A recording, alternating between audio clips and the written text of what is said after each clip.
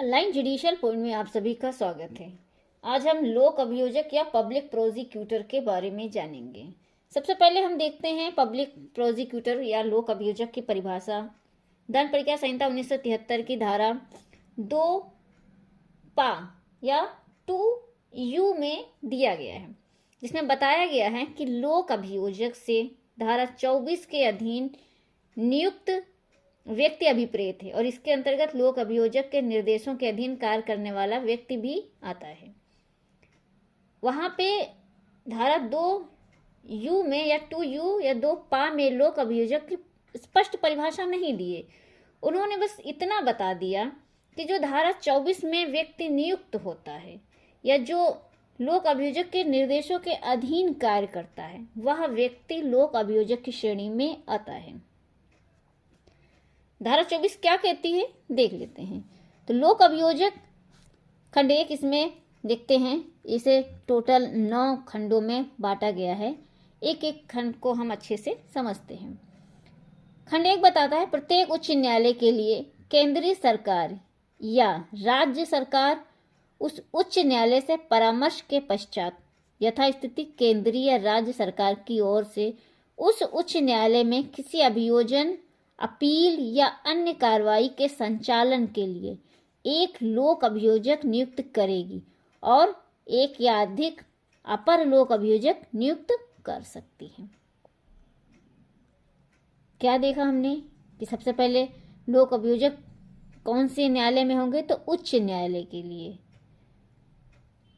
Power किसे है, तो केंद्रीय सरकार या राज्य सरकार उच्च न्यायालय से परामर्श करने के पश्चात केंद्रीय या राज्य सरकार की ओर से उस उच्च न्यायालय में किसी अभियोजन का या अपील का या अन्य कार्रवाइयों का संचालन के लिए एक लोक अभियोजक नियुक्त करेगी और एक या अधिक लोक अभियोजक नियुक्त कर सकते। ये खंड 1 बताता है।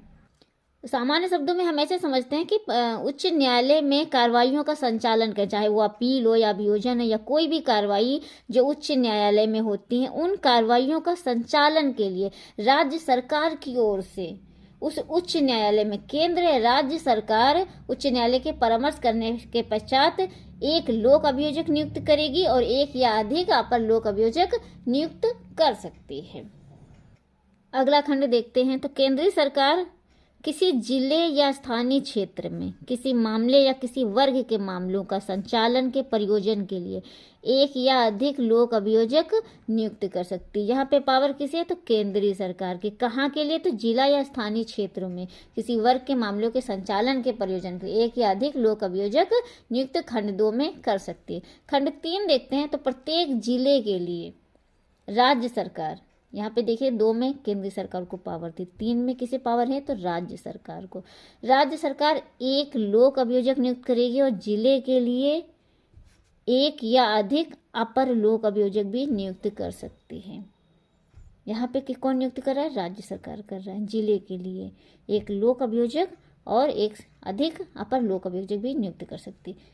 परंतु एक जिले के लिए नियुक्त लोक अभियोजक या अपर लोक अभियोजक किसी अन्य जिले के लिए भी यथास्थिति लोक अभियोजक या अपर लोक अभियोजक नियुक्त किया जा सकता है। यानी कि किसी जिले में लोक अभियोजक या अपर लोक अभियोजक जो नियुक्त किए गए वो किसी अन्य जिले के लिए भी उनको नियुक्त किया जा सकता है।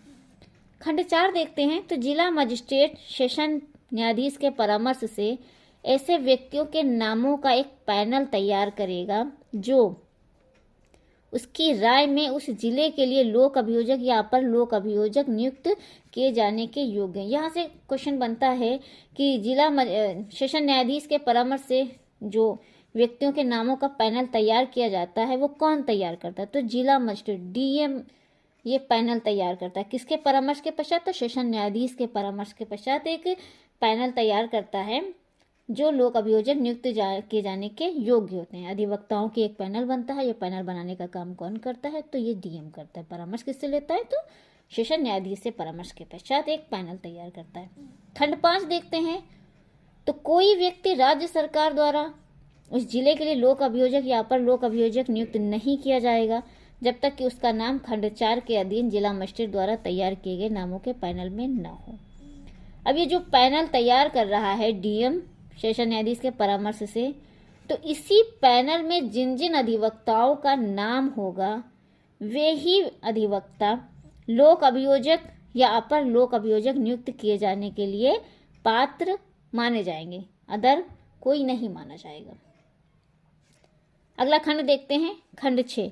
खंड 6 हमारा कहता है कि उपधारा 5 में किसी बात के होते हुए भी जहां किसी राज्य में अभियोजन अधिकारियों का नियमित काडर है, वहां राज्य सरकार ऐसा काडर गठित करने वाले व्यक्तियों में से ही लोक अभियोजक या अपर लोक अभियोजक नियुक्त करेगी। अब यहाँ पे भले ही 5 में कह दिया गया कि जब तक डीएम के पैनल में नाम नहीं होगा अधिवक्ता नियुक्त नहीं किया जाएगा। अगर ऐसी बात है उसके बावजूद भी अगर किसी राज्य में अभियोजन अधिकारियों का एक नियमित काडर है तो राज्य सरकार जब अभियोजक, लोक अभियोजक और अपर लोक अभियोजक नियुक्त करेगी तो वो उसी नियमित काडर में से ही किसी अधिवक्ता को लोक अभियोजक या अपर लोक अभियोजक नियुक्त कर सकेगी। परंतु जहां राज्य सरकार की राय में ऐसे काडर में से कोई उपयुक्त व्यक्ति नियुक्ति के लिए उपलब्ध नहीं है, वहां राज्य सरकार धारा 4 के अधीन जिला मजिस्ट्रेट द्वारा तैयार किए गए नामों के पैनल में से यथास्थिति लोक अभियोजक या अपर लोक अभियोजक के रूप में किसी व्यक्ति को नियुक्त कर सकती है। स्पष्टीकरण देख लेते हैं। इसमें बताया गया इस उपधारा के प्रयोजनों के लिए अभियोजन अधिकारी का नियमित काडर से अभियोजन अधिकारियों का वह काडर अभिप्रेत है जिसमें लोक अभियोजक का चाहे वह किसी भी नाम से ज्ञात हो पद सम्मिलित है और जिसमें उस पद पर सहायक लोक अभियोजक की चाहे वह किसी भी नाम से ज्ञात हो पदोन्नति के लिए उपबंध किया गया है। दूसरा स्पष्टीकरण देखते हैं तो इसमें अभियोजन अधिकारी से लोक अभियोजक, अपर लोक अभियोजक या सहायक लोक अभियोजक के कृत्यों का निर्वहन करने के लिए इस संहिता के अधीन नियुक्त किया गया व्यक्ति अभिप्रेत है चाहे वह किसी भी नाम से ज्ञात है। अब खंड 7 देखते हैं तो कोई व्यक्ति उपधारा 1 या उपधारा 2 या उपधारा 3 या उपधारा 6 के अधीन लोक अभियोजक या अपर लोक अभियोजक नियुक्त किए जाने का पात्र तभी होगा जब वह कम से कम 7 वर्ष तक अधिवक्ता के रूप में विधि व्यवसाय करता रहा हो। बहुत इंपॉर्टेंट है, 7 वर्ष तक अच्छे से याद कर लीजिए।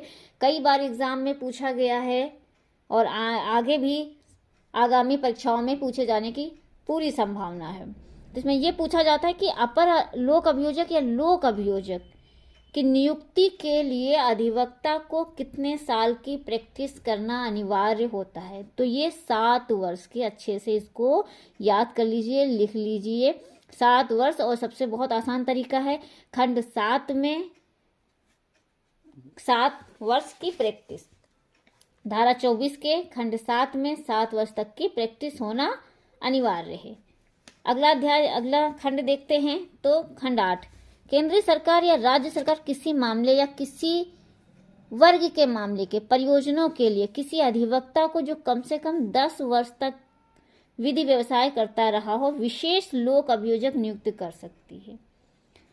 केंद्र सरकार या राज्य सरकार किसी विशेष मामले में या किसी वर्ग में विधि व्यवसाय करने वाले किसी अधिवक्ता को विशेष लोक अभियोजक नियुक्त कर सकती है।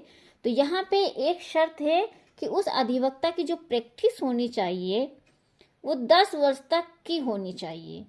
विशेष लोक अभियोजक बनने के लिए कितनी पात्रता है? 10 वर्ष तक की विधि व्यवसाय की। और अपर लोक अभियोजक या लोक अभियोजक के लिए 7 वर्ष तक। दोनों को अच्छे से याद कर लीजिए, बिल्कुल भी कंफ्यूजन मत नहीं होनी चाहिए। खंड 7 में 24 के खंड 7 में लोक अभियोजक या अपर लोक अभियोजक बनने की जो पात्रता है 7 वर्ष की प्रैक्टिस होनी चाहिए और विशेष लोक अभियोजक बनने की पात्रता है 10 वर्ष तक का विधि व्यवसाय होना चाहिए। अगला देखते हैं, परंतु यह कि न्यायालय पीड़ित की अनुमति प्रदान कर सकेगा कि वह इस उपधारा के अधीन अभियोजन की सहायता करने के लिए अपने पसंद के अधिवक्ता नियुक्त कर ले। जनरली मामलों में लगभग लोग अपने पसंद का अधिवक्ता भी नियुक्त करते हैं, बाकी सरकार की तरफ से वहाँ पे लोक अभियोजक और अपर लोक अभियोजक भी होते हैं, लेकिन ये पीड़ित को राइट होता है कि वो अपने पसंद का अधिवक्ता भी नियुक्त कर सकता है। अगला देखते हैं, खंड 9 देखते हैं। तो उपधारा 7 और 8 के परियोजना के लिए उस अवधि के बारे में जिसके दौरान किसी व्यक्ति ने प्लीडर के रूप में विधि व्यवसाय किया है या लोक अभियोजक, अपर लोक अभियोजक या सहायक लोक अभियोजक या अन्य अभियोजन अधिकारी के रूप में चाहे वह किसी भी नाम से ज्ञात हो सेवाएं की हैं, चाहे इस संहिता के प्रारंभ के पहले हो या पश्चात, यह समझा जाएगा कि वह ऐसी अवधि है जिसके दौरान ऐसे व्यक्ति ने अधिवक्ता के रूप में विधि व्यवसाय किया है।